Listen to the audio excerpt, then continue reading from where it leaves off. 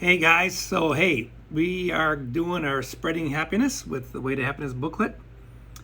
And Fume says hello, but she's off with the boys today. So anyway, it's just me.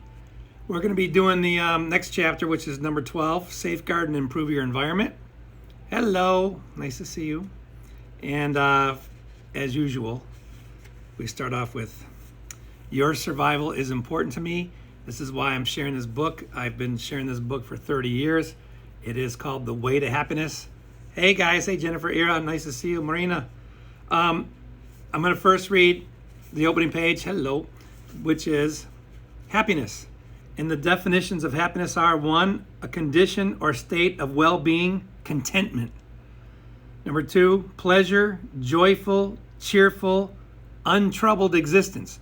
So who needs some more untroubled existence? And then number 3, the reaction to having nice things happen to one. So when good things happen to you, we tend to get happier. Well, this book is all about how you can make life even happier for those around you, including yourself. Now, this chapter is a little bit longer, so it's going to take a little longer to read, but it's really important. And this is really about how do you safeguard and improve your environment around you. This is precept number 12. And I'm going to read it, but I'll have some comments too. So safeguard, the word means to prevent from being harmed, to protect, okay? And morale is the mental and emotional attitude of an individual or a group. It's a sense of well-being and a willingness to get on with it. It's a sense of common purpose, so that's morale. So there's 3 parts to this. 12, part 1 is be of good appearance. That means you personally have a good appearance. It sometimes does not occur to some individuals, as they do not have to spend their days looking at themselves, that they form part of the scenery and appearance of others. And some do not realize that they are judged by others on the basis of their appearance. While clothes can be expensive, soap and the other tools of self-care are not that hard to obtain.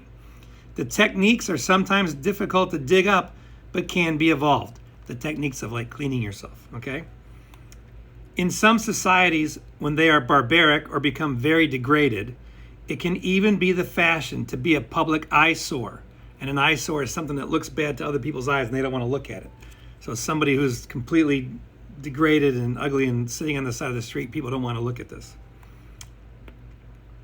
So it can even be the fashion to be a public eyesore. Actually, it is a symptom of a lack of self-respect. So when you don't take care of your personal appearance, it is a symptom of not respecting yourself. Exercising and working, one can become very messed up, but this does not rule out getting cleaned up. And as an example, some European and English workmen manage a style of appearance even when working. Some of the better athletes, one notices, look good despite being wringing wet with sweat. Hey, Sophie.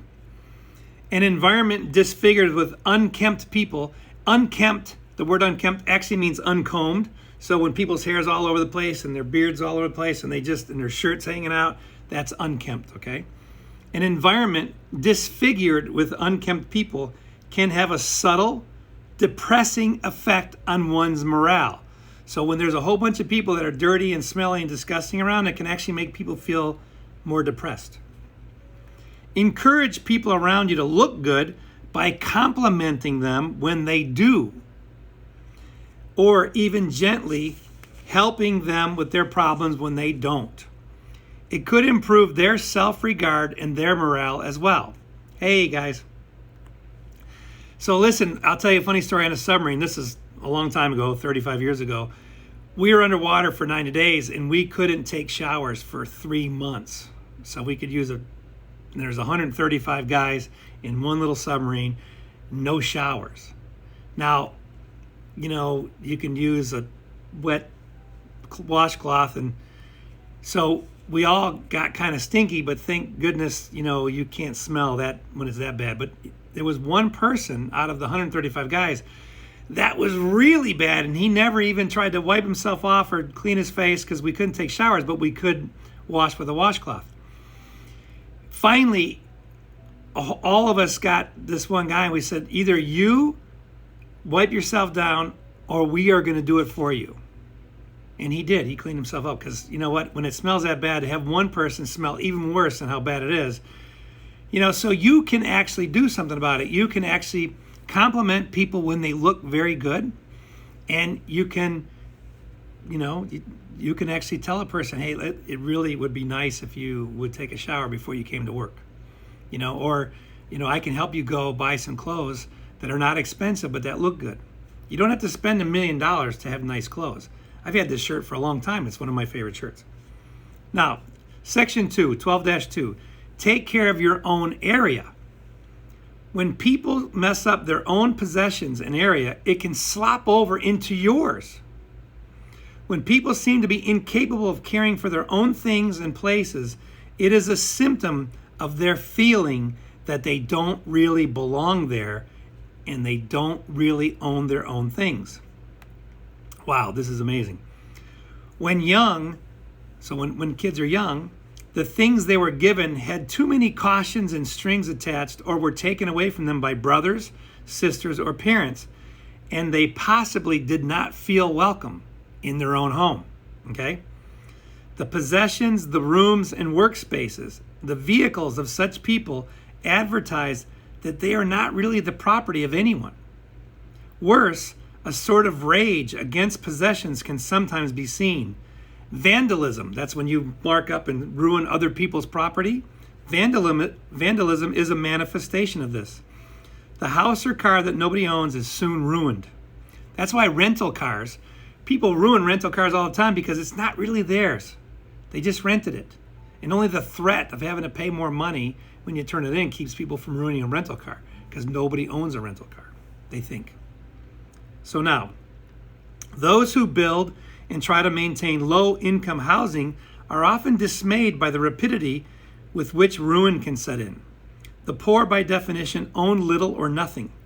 Harassed in various ways, they also start to feel they do not belong.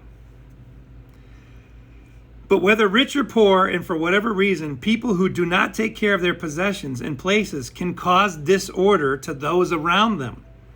I'm sure you can think of some instances. The person, for example, who never mows their lawn or never takes out the garbage in front of their house. It ruins the neighborhood. Now this is where you got to take responsibility for the happiness around you. Ask such people what they really do own in life, and if they really belong where they are, and you will receive some surprising answers. And this will help them a great deal too. Look, you're responsible for the people around you, and you don't have to be mean about it. You can be nice. Compliment people when they do something good and when they look good, or when they clean up their house or their room. If your child picks up their toys, tell them thank you. And remind your children that they are important and that they really do belong in their room, and that the toys that they have really do belong to them. It actually teaches people how to take care of their things at an early age. The skill of organizing possessions and places can be taught. It can come as a new idea to someone that an item, when picked up and used, should be put back in the same place so it can be found again. Some spend half of their time just looking for things that they lost. A little time spent getting organized can pay off in speeded work, so you can get more done faster. It is not the waste of time some people believe. To protect your own possessions and your places, get other people to take care of theirs. It can completely change a neighborhood. It can change your house. If you can teach your kids slowly to actually pick up their things when they're done playing and put it back, instead of going, well, they're just going to mess it up tomorrow, teach them to keep putting things away, and then they can find their toys and you don't trip on it in the middle of the night. This is how you can help other people be happier, by the way. In the third section, this is important. Help take care of this planet. This is our planet, Earth. The idea that one has a share in the planet and that one can and should help care for it may seem very large and to some quite beyond reality. But today, what happens on the other side of the world, like in Russia or China or South Africa or South America or Australia or New Zealand? Okay. That's all on the other side of the world away from me. Hey, Netta. Today, what happens on the other side of the world, even so far away, can affect what happens in your own home. This is true even more than ever before. The speed of travel and the speed of communication has made the world a much smaller place. Recent discoveries by space probes to Venus have shown that our own world could be deteriorated to a point where it would no longer support life. And it possibly could happen in one's own lifetime. Cut down too many forests, foul too many rivers, throw garbage in too many rivers, and seas, mess up the atmosphere, and we have had it. The surface temperatures can go roasting hot, and the rain can turn to sulfuric acid. All living things could die. One can ask, even if that were true, what could I do about it? Well, even if one were to simply frown when people do things that mess up the planet, one would be doing something about it. Even if one only had the opinion that it was just not a good thing to wreck the planet and mentioned that opinion, one would be doing something. Care of the planet begins in one's own front yard. It extends through the area one travels to get to school or work. It covers such places as where one picnics or goes on vacation.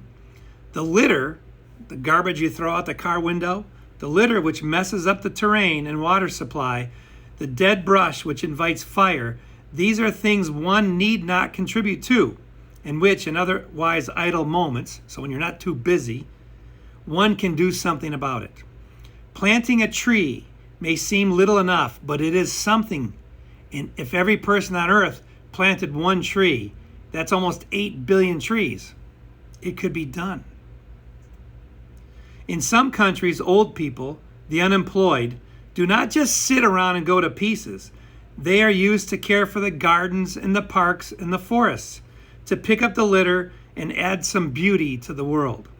There is no lack of resources to take care of this planet. They are mainly ignored. One notes that the Civilian Conservation Corps in the United States, organized in the 1930s to absorb the energies of the unemployed officers and youth, was one of the few, if not the only project of that depressed era.